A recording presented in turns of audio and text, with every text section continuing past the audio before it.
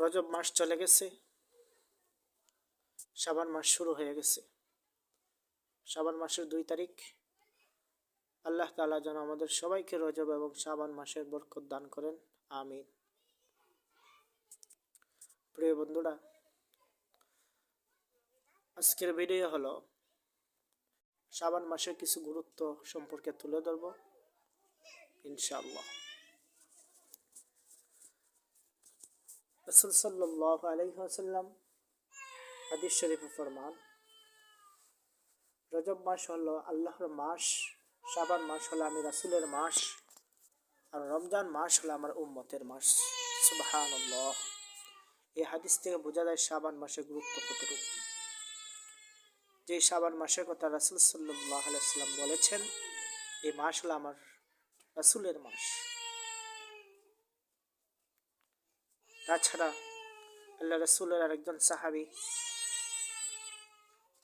Osama বিন জায়েদ রাদিয়াল্লাহু তাআলা আনহুমা থেকে বর্ণিত, তিনি বলেন, আমি রাসূল সাল্লাল্লাহু আলাইহি ওয়াসাল্লামকে রমজান ছাড়া শাবান মাসে এত ইবাদত বন্দি করতে দেখেছি যে ইবাদত বন্দিগি করতে অন্য কোনো মাসে দেখিনি। সুবহানাল্লাহ। এই হাদিস থেকে বোঝা যায় শাবান মাসের ফজিলত আল্লাহর কাছে অনেক বেশি। আরেকটি হাদিস উসামা বিন জায়েদ রাদিয়াল্লাহু তাআলা আনহুমা থেকে বর্ণিত।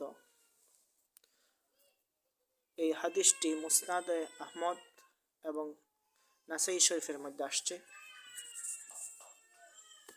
উসামা বিন জায়েদ রাদিয়াল্লাহু তাআলা আনহু বলেন, আমি একবার রাসূল সাল্লাল্লাহু আলাইহি ওয়াসাল্লামকে জিজ্ঞাসা করলাম, ইয়া রাসূলুল্লাহ, ইয়া হাবিবাল্লাহ, ও নবীজি,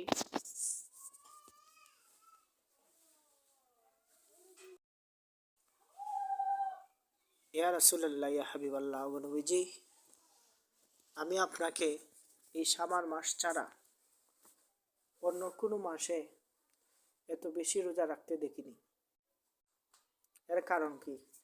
তখন রাসূল সাল্লাল্লাহু আলাইহি ওয়াসাল্লাম বললেন, এ উসামা বিন জায়েদ রাদিয়াল্লাহু তাআলা আনহুমা, শুনো,